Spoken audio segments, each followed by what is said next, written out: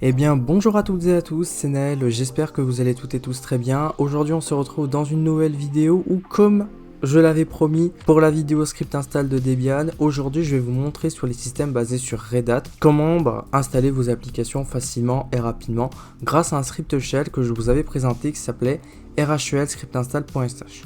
Alors donc clairement c'est une Fedora qui est toute neuve, je l'ai installée sur mon PC il y a moins d'une heure à l'heure où je tourne cette vidéo. Et je n'ai fait qu'une seule chose, pour être honnête, la seule chose que j'ai installée c'est NeoFetch. Simplement pour vous montrer la version que j'utilise avec Fedora.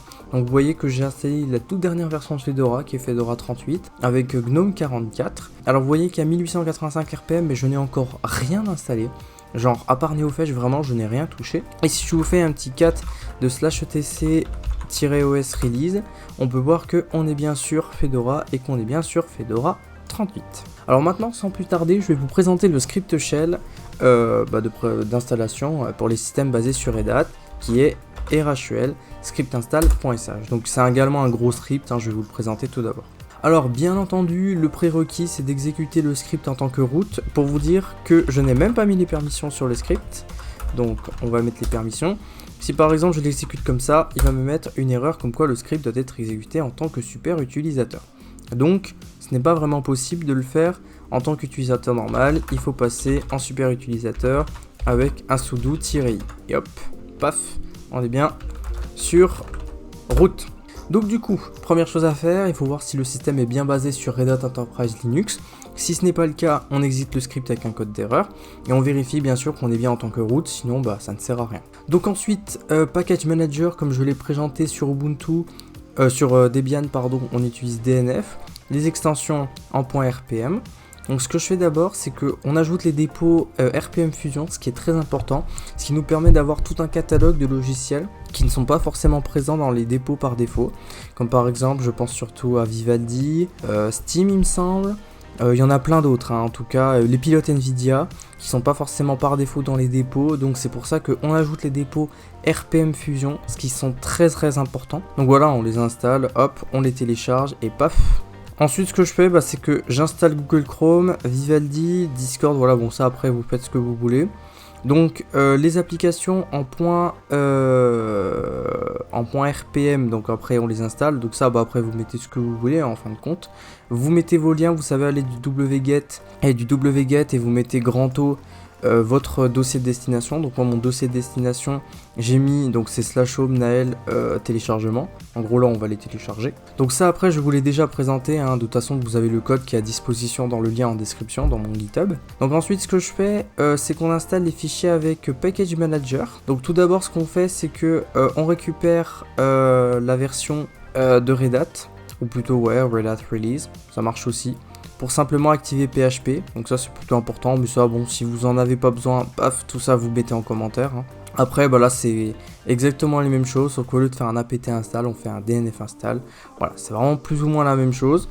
Donc je vais vous montrer qu'il fonctionne, donc rhel scriptinstall.sh, pour vous dire que je n'ai rien installé, étant donné que vraiment j'ai la distribution par défaut.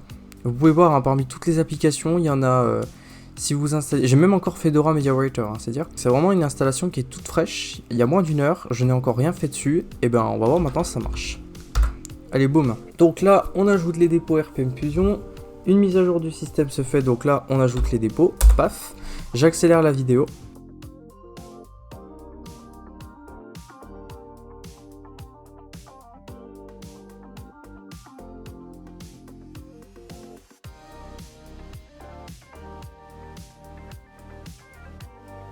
Voilà, donc désolé si vous avez vu à un moment donné 2-3 petites bricoles, c'est juste que bon je ne sais pas pourquoi VirtualBox parfois il me changeait la résolution tout seul, et aussi là avec Fedora au niveau de l'énergie c'est plus relatif à GNOME.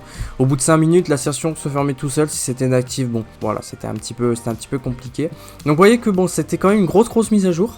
Donc en fait il va installer déjà toutes les dépendances qui vont être utiles pour les dépôts RPM Fusion, et mettre à jour son système c'est important, et ça permet d'actualiser certaines dépendances. Donc là on ajoute les dépôts RPM Fusion qui se font tout de suite, et puis après une fois que c'est ajouté on remet à jour notre système. Donc comme il a été fait normalement il n'y a pas beaucoup de mises à jour, voire pas de mises à jour qui seront faites. Voilà, effectivement, dépendance résolue, il n'y a rien à faire. Donc là, ce qu'on fait, c'est qu'on ajoute encore les dépôts RPM Fusion. Alors là, la clé, par contre, je précise juste que ici, au niveau de la clé, comme avec NeoFetch, je l'ai déjà, il m'avait déjà demandé d'emprunter, enfin d'activer la clé. Vous mettez oui, hein, parce qu'il va certainement vous le proposer. Mais bon, comme moi j'avais installé NeoFetch et que j'ai dû activer la clé, il me l'a pas proposé. Donc là, ce qu'il fait, c'est qu'il est en train de récupérer Google Chrome, etc.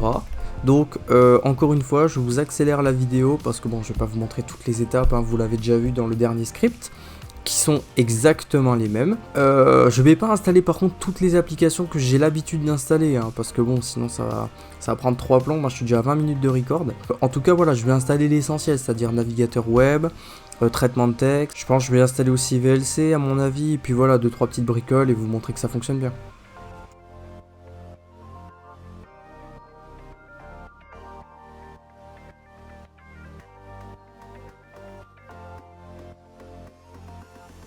Voilà, donc ça a été plutôt long étant donné que vous avez vu, hein, le script, une demi-heure d'exécution, je suis déjà quasiment à 35 minutes de record, ce qui est énorme. Donc parmi tout ce qui a été fait, vous voyez que je n'ai pas tout installé, hein, parce que sinon ça allait mettre 3 fois trop de temps. Et il y a également 2-3 trucs qui n'étaient pas disponibles directement dans les dépôts, alors peut-être que le nom changeait un petit peu en fonction du gestionnaire de paquets, que ce soit APT ou DNF. Je pense surtout à LaTeX et Epiphany qui n'ont pas été trouvés, mais bon ça c'est pas bien grave. Donc si par exemple je fais Super A, vous voyez que déjà, il y a une toute autre page d'application qui est là. Et vous pouvez voir que voilà, il y a pas mal d'applications qui ont été installées. Donc je vais vous montrer que ça marche. Donc déjà, on va tester Google Chrome. Tiens, allez, ça peut être pas mal de tester pour voir si Google Chrome fonctionne. Alors, pas navigateur par défaut. Ok, donc voilà, Google Chrome fonctionne. Par exemple, si je cherche CR7... Voilà, hop, Google Chrome fonctionne, ok, nickel. Il y a quoi comme application que je voulais tester? Alors Vivaldi, bon, je pense que ça marche, on va regarder, mais je pense que Vivaldi fonctionne. Voilà, on va regarder, hein, s'il arrive à se lancer, etc. Voilà, ouais, donc Vivaldi, ok, il arrive à se lancer, donc ça, c'est good. Alors ensuite, on a OBS Studio, voilà, bon, je vais pas toutes les faire, mais histoire de vous montrer que ça marche. Ok, bon voilà, hein, ça c'est bon, voilà, on voit que mon micro est là, donc ça marche. Et je vais faire un dernier petit truc, c'est que je vais me rendre dans /var 3w html et je vais créer un fichier test.php pour voir si, puisque j'ai installé PHP, voir si ça fonctionne. Et on ferme le script et on va ouvrir Chrome et on va voir si ça marche. Bon, c'est un petit peu laborieux, hein, parce que je ne sais pas trop comment configurer un serveur web sur Fedora, mais voilà. En tout cas, ce que j'ai fait, c'est que si par exemple on fait http://localhost, bon, ça fonctionne. On a un serveur web qui est fonctionnel, mais après je ne comprends pas pourquoi mes scripts en PHP, ils ne fonctionnent pas. Par exemple, si je fais localhost, je vais y arriver. Voilà, ce que je voulais dire, c'est que bon, hein, je ne sais pas pourquoi mon script PHP il ne fonctionne pas, alors que bon, j'ai bien les droits dessus, hein. Si par exemple je fais un cat, j'avais fait un test.php, bon voilà, hein, j'ai fait un script PHP tout à fait classique.